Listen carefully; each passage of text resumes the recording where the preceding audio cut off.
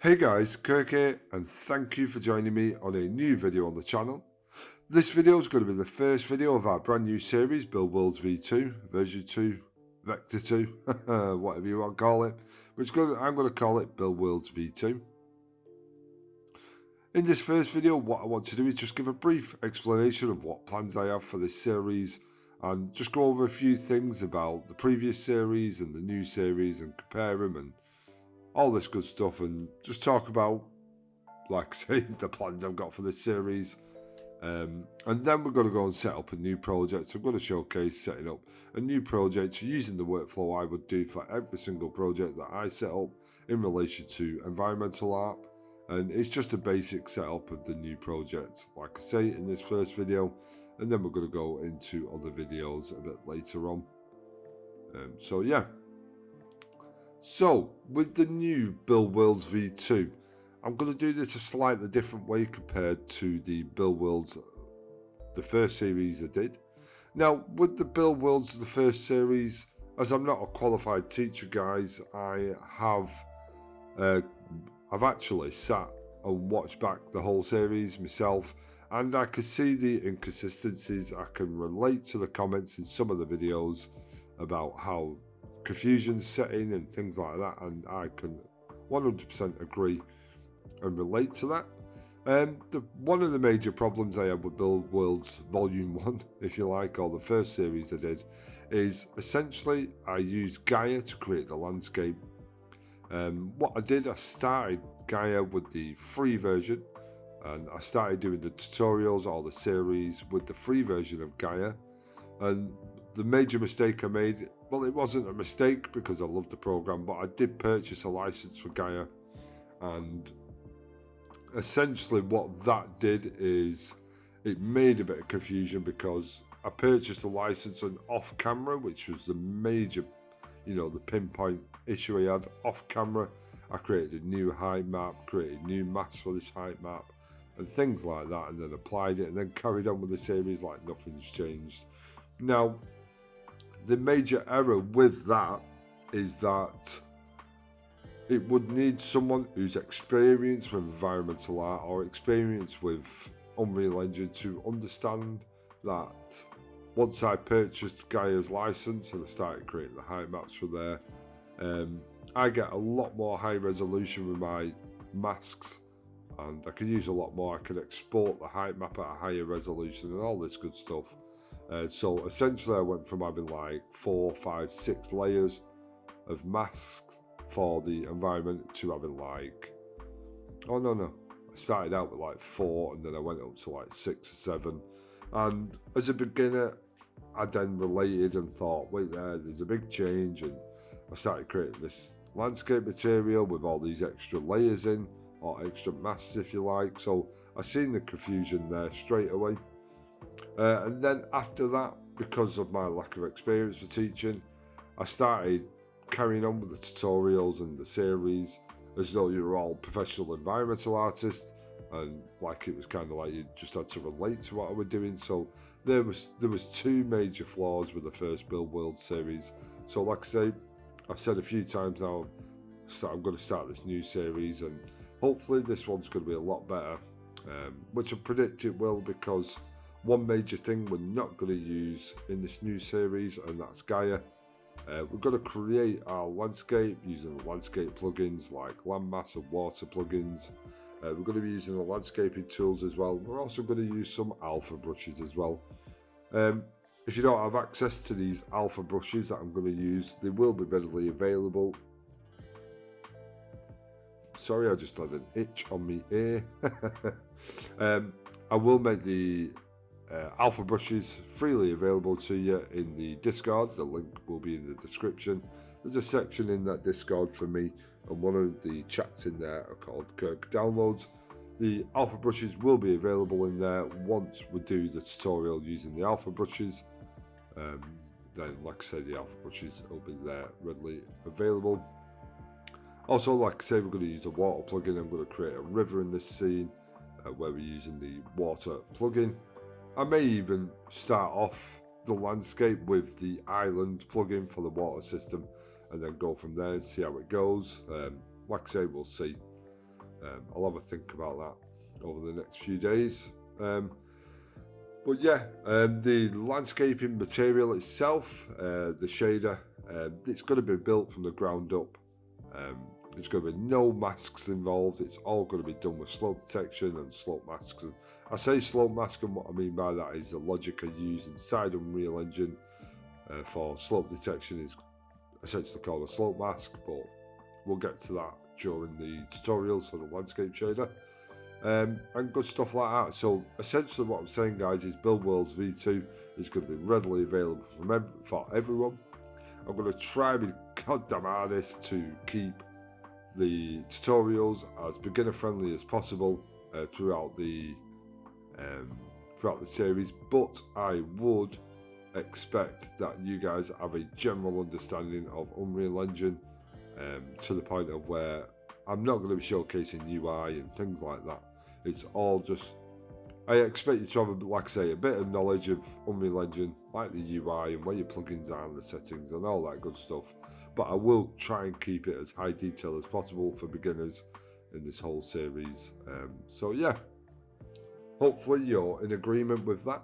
And if that's good and you're happy to learn the workflow of an environmental artist in Unreal Engine, then hit that like button, hit the subscribe button, and let's get started. So as you can see here, I'm at the Epic Games launcher. I'm using engine version 5.1. This is obviously readily available. It's not the preview anymore, it's the official version. So we're going to use 5.1. It is quite a stable engine, which is quite surprising.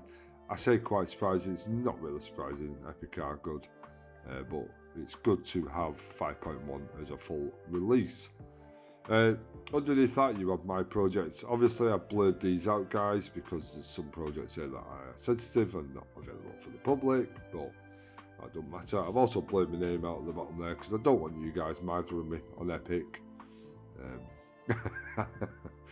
No offense intended by that, but yeah. So the first thing we're going to do, we're going to hit launch here, and we're going to launch our engine launcher.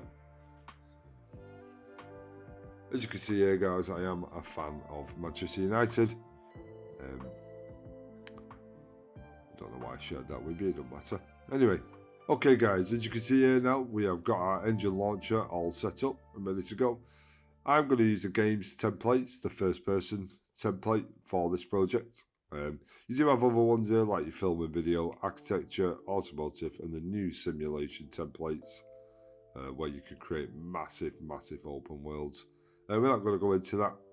As you can see, with it being a plane, essentially what this is, this project, you start up with a plugin in there which is powered by AI. The new Microsoft Flight Simulator game, it uses the same AI. That AI is now readily available in Unreal Engine, but that is a completely different kettle of fish compared to what we're doing in this series. So if you're interested in that, go and research it. But like I say, we're going to use games. I'm going to use the first person template for this series. We've got blueprints here. We're going to use the target platform as desktop. You can choose mobile if you want. If you want to follow along with the series, I'd highly recommend leaving it at desktop. We use maximum quality. Starter content. You can enable this if you want. If you do enable it, I'm not going to personally because we're not going to need it. But if you do want to enable it, you feel free to do so. Wait there, let me think. No, I'm going to enable starter content actually because I'm thinking of the purling noise and macro variation noises. And they're available in the starter content. So yeah, enable starter content. If you want to enable ray tracing, you've got experience with ray tracing and setting it up, then feel free to enable it. I'm not going to be doing it in this series. So if you have any issues, if you've enabled ray tracing, if you have issues in the future, do not hold me liable. Okay, so now I'm going to name my project, sorry. So I'm undecided here what to do. Just let me think, guys, for 1 second. Maybe 2, maybe 3, maybe 4, maybe 5. Let me think.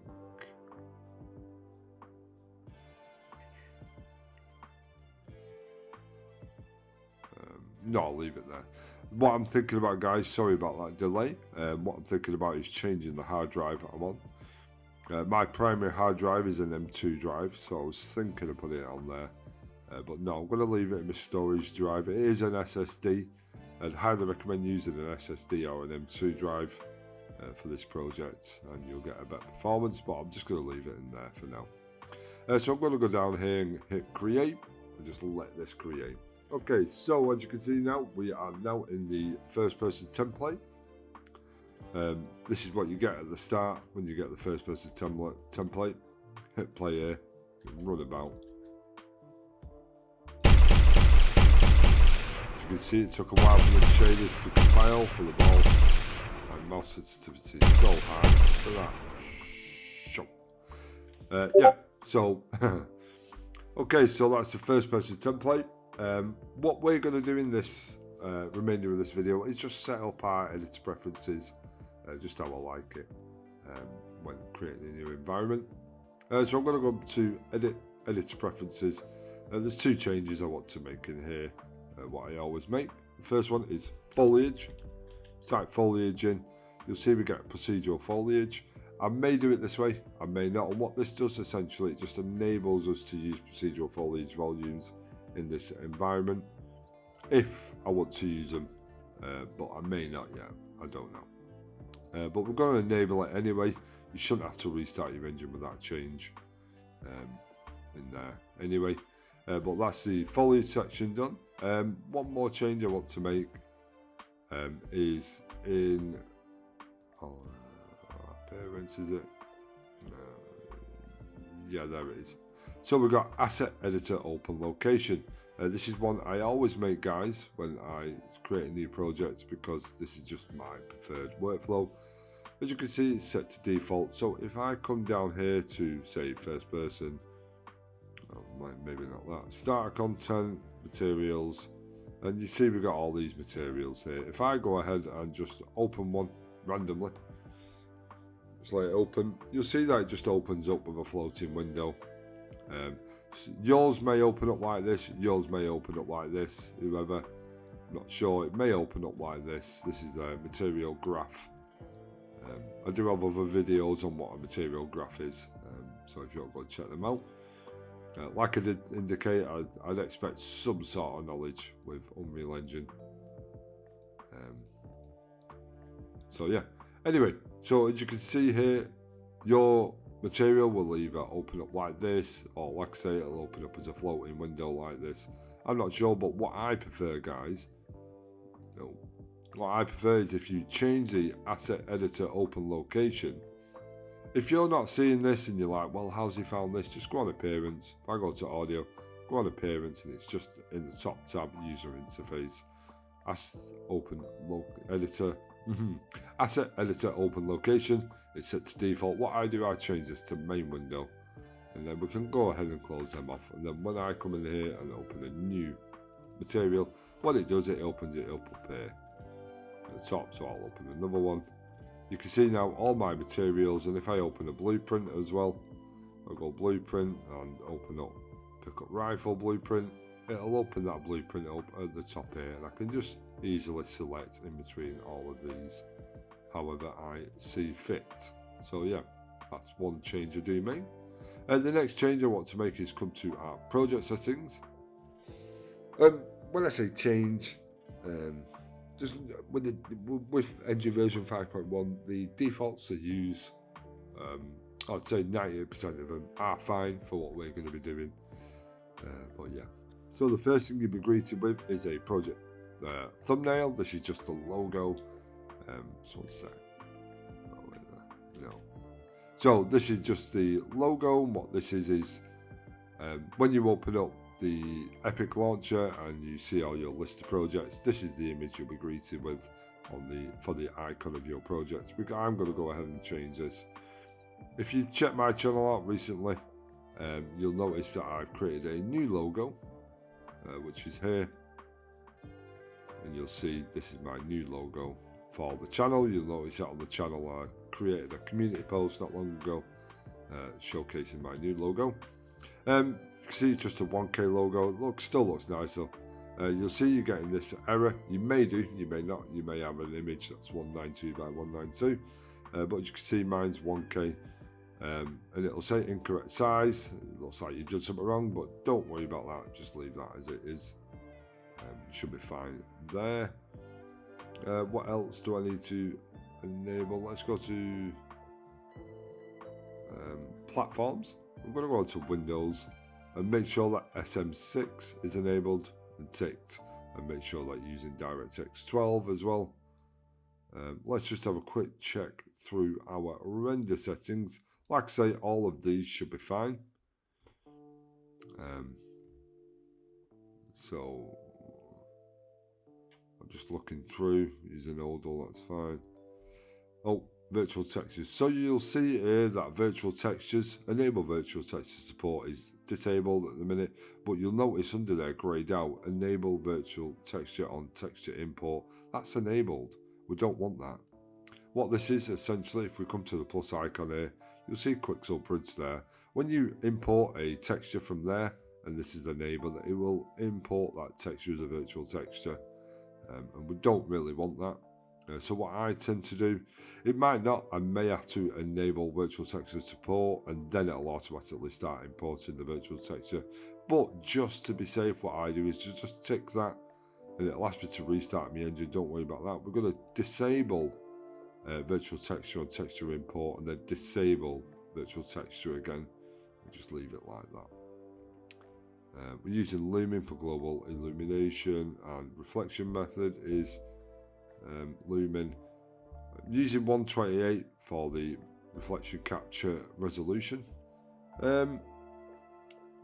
Yeah, we'll leave that. Sometimes I change this to 512, but it depends on what I'm doing in a particular project. This just upscales your reflection capture, just upscales the resolution. We're using detail tracing. We don't need to worry about that because we're not using ray tracing. Virtual shadow maps. There can be complications with virtual shadow maps and distant world position offset and distant shadows and stuff like that. But I'm going to leave virtual shadow maps on for now. Obviously, we've got ray tracing again. Like I said at the beginning of the video, if you enable ray tracing, I'm not being held liable. I'm going to leave it off. You'll see path tracing's enabled. It's not freely enabled in the project, but when you come to using movie render queue, that path tracing is there to be used. Let's have a look here. Post process, yeah, we'll leave that. Auto exposure, we sort that out in the post process volume, so don't worry about that for now. Our GPU particle simulation size is 1K, that's fine. GPU buffer. Mesh streaming. Enable mesh stream base visible on screen. Oh, that's experimental, isn't it? Oh, that's quite neat. I'll have to look into that actually. Support, yeah. Cloud shadows on forward lit translucency. Cloud shadows and forward lit translucency. These are quite good. When you want to use, is it forward shading? Forward lighting, yeah. So this is basically for if you want shadows to be reflected onto your water shaders, stuff like that. Volumetric translucent self shadowing. If you enable these when using ray tracing, path tracing, if in the previous versions of Unreal Engine this wouldn't have worked with path tracing, but now they've made it so it is working. Support cloud shadows on single layer water. We're going to be using the water system in this series, so I'm not really bothered. Volumetric translucent self shadow. We don't really need these, to be honest. Strata material experimental. We're going to leave that disabled. I've not had a play about that with that. Such, yeah. Okay, so that is it for the project settings. Apart from one thing, but we can't change it yet, and that is our maps and modes. In the project category, you'll see maps and modes there, and you've got an editor startup map and a game default map. We're going to change them when we create our new level for this. In fact, we'll change it now. What I'm going to do, I'm going to come to my content drawer, that's content, close this up a bit. I'm going to right click and create a new folder. I'm going to put 1-build-worlds v2. Right, so the reason I put 1 in the name is so the folder is always at the top. I'm going to right click, add to favorites, right click, set color. I'm going to give this like a light green, like this. That's okay, and now we're there. We've added to favorites, so if we close on the left hand side here, if we drop that down, open favorites, you'll see our build worlds v2 is there. And it just reduces the amount of stuff we get here. Okay, we're going to right click, create a new folder, call this important. Right, so in this series, guys, I'm going to be using world partition for our landscape. It's a lot more performant better for our environment. Essentially what world partition is, it allows you to load in and unload cells of the environment that you're not working on. Unlike Build Worlds Series 1 that I did, where the landscape was a height map and I did not use world partition. So every time we use that level, the whole landscape was loaded in and rendered in, and it does cause serious performance issues, as I could tell at the end of Build Worlds 1, and I've got quite a decent machine. So we're going to use world partition in this series, which is good news as well. So now I've got my important folder. I'm going to open that up. I'm going to come to the top, File, New Level, and we're going to use Empty Open World. Use that level template. We're going to hit Create. And now we've got our level open world, empty level, should I say. We've got that. I'm going to hit Save in there. We'll come to our Navigate to Build Worlds v2, Important. I'm going to call this Build Worlds v2 Map. Right, so you press Enter and save that level. And now we should have our level and our HLODs for our instances and merging of this. Where is it? Which is our world data layers and world partition minimap. The minimap is what would show up here. Where are you? There. So essentially. And then you have your world data layers. And what world data layers are is if you use assets within your environment, but you want to unload that particular part of the environment, but you've got assets there. If you add them assets to the world data layers, then it will load and unload them assets depending on what cells of the landscape you load and unload. Like I say, in the future, I'm going to go into depths of using world partition and world data layers and things like that in the future. So stay tuned for that. So now we've got our new empty level. We're going to hit save again. I don't know, let's just make sure. And then what we want to do is add some plugins. We're going to come to the plugins section.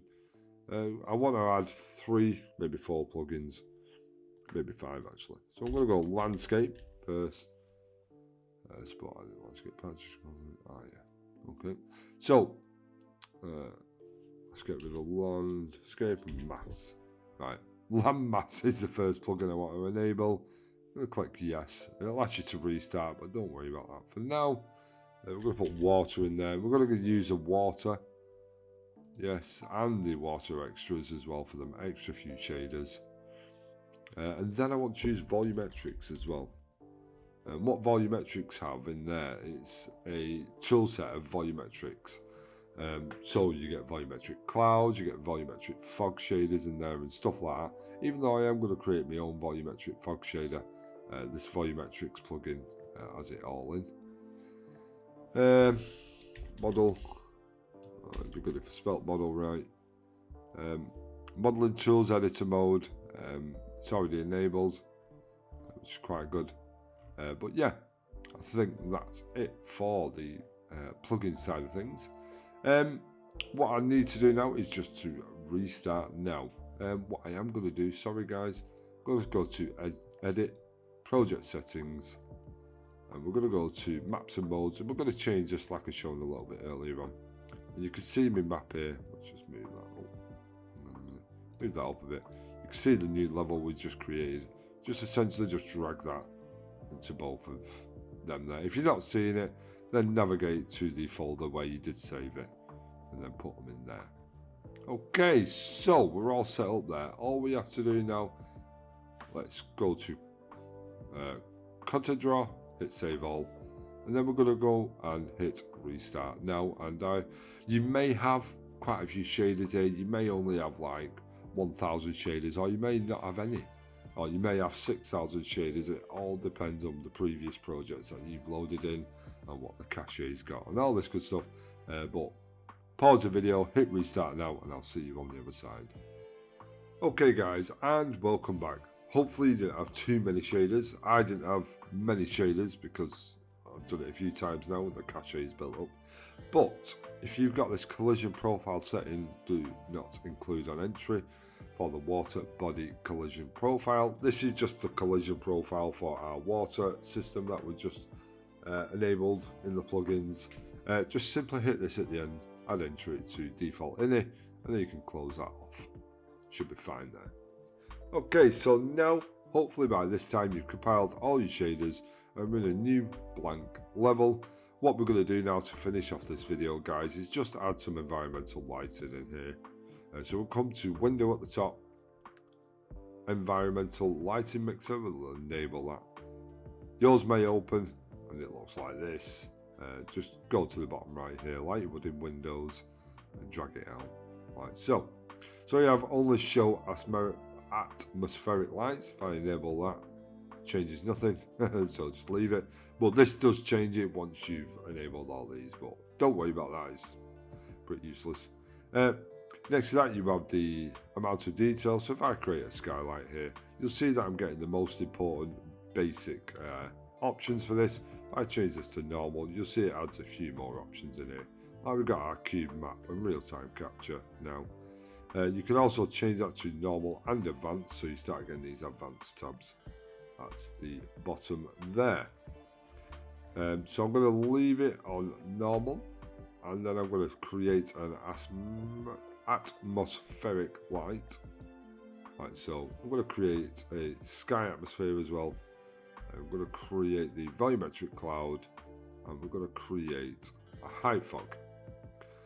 Okay, so now we've got some lighting. Let's just move this over for now. You can see now we've got quite a nice environment. Come to our outliner, directional light. You can start rotating the sun. Let's turn that rotate snapping off.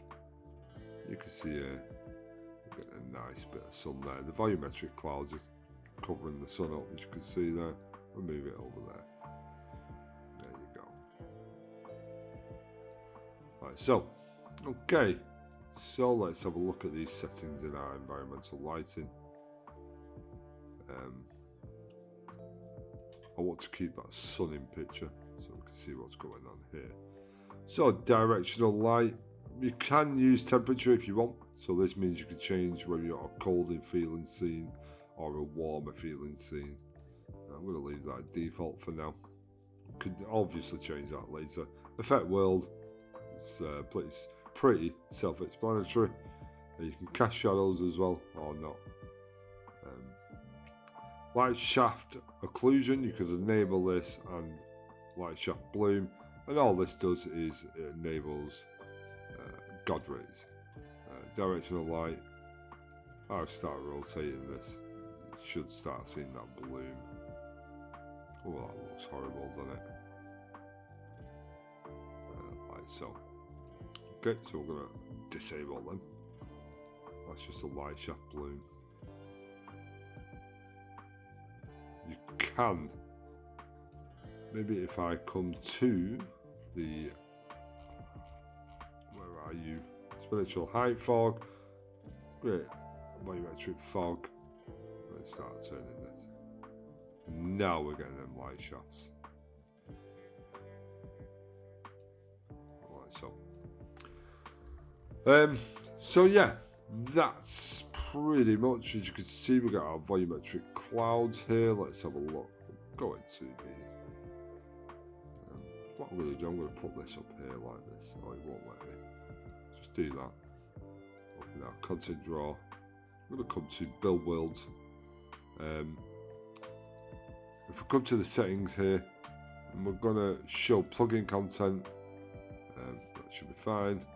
So engine, plugins, and then we want to look for volumetrics. There you go, volumetric content. Is it tools? No. Content. Sky. Materials. And in here we should have, I'm going to make them a little bit smaller so you can see them all. Now, here are all your volumetric cloud shaders, which are included with the volumetrics plugin. Now, feel free to go through these and trying to find the best one that you want. I'm not going to do it here because I can't actually remember which one I use. I'll have to do it off camera. I know I said I'll go into detail, but this is completely down to you whether you're going to do this. I may not do it yet. I may not even carry on using this. I may use another plugin, but I will indicate that in a video. But one of these shaders will give you really nice volumetric clouds. And this material, the cloud material here that you're seeing in your environmental light mixer, you can simply, let's have a look, let's just add a random one. Billowy clouds, let's just drag that in. You can just drag it in there. And let's just see what happens there. It'll have to compile shaders and all that good stuff. But essentially what's happened here now, guys, is we've added our environmental lighting in here, and everything seems all right. It's down to you now, guys, if you want to go through this and have a play about. We'll set this to minimal and have a play about with these and just enable and disable and change preferences depending on your taste. I may, like I say, in another video I may go into high detail. What I tend to do, guys, in all honesty, I tend to just add the assets here that I need, like your directional light skylight, atmospheric stuff and volumetric cloud and height fog. I'll add it in so we've got some light in here, and then in the future, towards the end of our project, I'll start messing about with the environmental lighting and good stuff like that. As you can see, them clouds are not rendering in just yet, but I don't want to sit here waiting for it. But yeah, as it stands now, guys, we've got our new projects all set up and ready to go. I may actually change that back actually because it's not worked. It's not the right shader. If I just revert that back, close it, we've got our clouds back now. So yeah, like I say, this is the end of the first video. We've got our project set up, our new level with world partition in there. We'll sort these up and start categorizing these assets here in the next video. But yeah, hopefully now we've got all our plugins in. Like I say, our project set up, ready for the new series of Build Worlds V2, and everything is ready to go. And I shall see you in the next video, guys. So thank you for joining. Hit that like button, that subscribe button, and I'll see you in the new video.